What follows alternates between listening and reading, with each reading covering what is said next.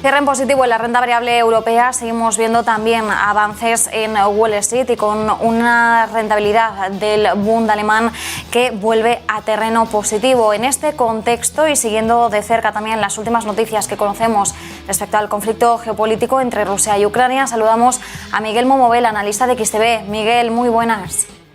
Hola, buenas, ¿qué tal? ¿Cómo estáis? Miguel, ¿cómo has estado viendo la sesión de hoy en Europa en un día en el que conocíamos el IPC de la eurozona, escala al 5,8% en el mes de febrero, tasa interanual?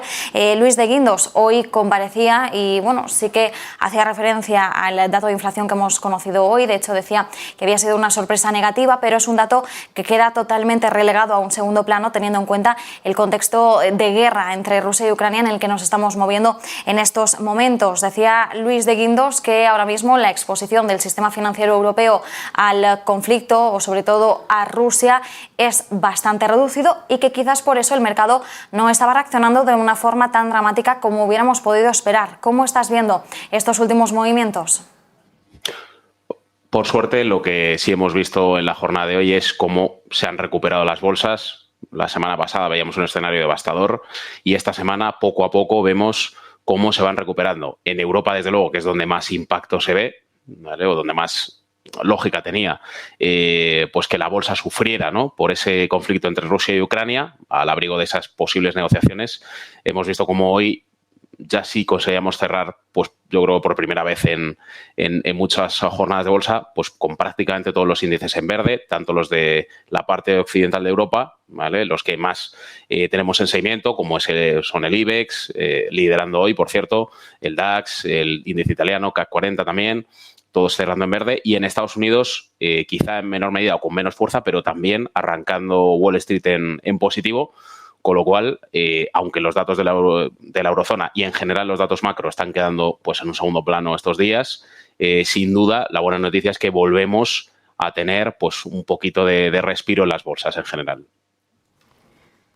Miguel, uno de los titulares del día ha sido el desplome de algunas de las empresas rusas que cotizan fuera de la bolsa de Rusia, por ejemplo en la bolsa de Londres. Hoy hemos tenido a Gazprom, la gasista, desplomándose incluso en algunos momentos un 96%. Luego se ha relajado a lo largo del día y ahora mismo pues la veíamos cayendo en torno a un 35%, decía Marta hace un ratito. ¿Esto qué nos dice sobre, qué pistas nos da sobre cuándo, cómo podría abrir la bolsa rusa en el momento en que lo haga? Porque es verdad que lleva 3 días cerrada. No sé qué recomendación podrías dar para aquellos inversores que tengan posiciones en acciones de empresas rusas, ya sean acciones que cotizan en mercados de fuera de Rusia, pero también, sobre todo, y más importante, para los que ahora mismo tienen acciones de la bolsa que está cerrada, de la bolsa de Moscú. ¿Qué puede pasar cuando abra? ¿Va a haber mucho pánico en los primeros minutos de esa sesión cuando abra la bolsa rusa? Pero finalmente ocurrirá como ha ocurrido hoy en los títulos de Gazprom, que finalmente pues se ha relajado todo y la caída, aunque es pronunciada, no lo es tanto, no se ha borrado prácticamente todo el valor de la compañía como sí veíamos al principio del día hoy en las acciones de Gazprom. ¿Qué podemos esperar cuando por fin abra esa bolsa rusa? Las opiniones serían diversas, seguramente. Algunos se inclinarían por pensar que pues, en el momento que se reanude la cotización pues vamos a ver un desplome, otro más, pues como el que viéramos la semana pasada, más de un 40% abajo.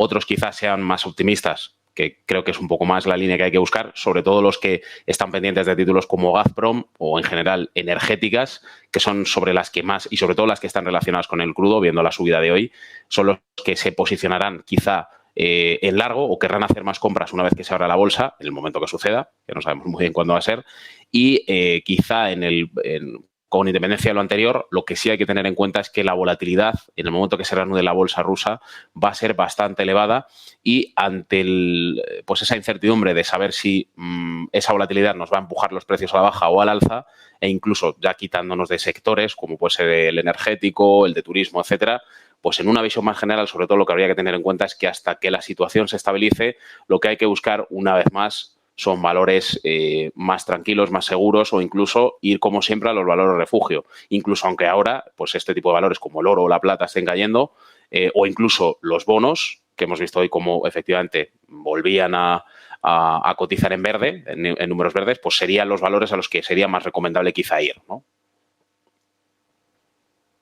Miguel, hoy también estamos pendientes un día más, podríamos decir, de la evolución del precio del crudo en una jornada en la que llegamos a ver los futuros del Brent superar el nivel de los $113 el barril. Ahora mismo lo tenemos en el entorno de los 110, 108 en el caso del West Texas, en un día en el que la OPEP celebraba lo que podríamos decir toda una reunión histórica, teniendo en cuenta el marco en el que nos encontramos de esta escalada de precios en el crudo y también cómo las tensiones geopolíticas están impactando todavía más en estos precios. La decisión de la OPEP y sus aliados era añadir 400.000 barriles de crudo a sus suministros, barriles diarios, es decir, en línea con lo que ya esperaba el mercado, y sobre todo decían que había habido consenso en esa reunión, teniendo en cuenta que la volatilidad que estamos viendo en estos momentos en el precio del crudo atiende más bien a un conflicto puntual geopolítico que a cuestiones fundamentales de los mercados. ¿Cuál es la perspectiva que estáis observando de cara al petróleo en XTB?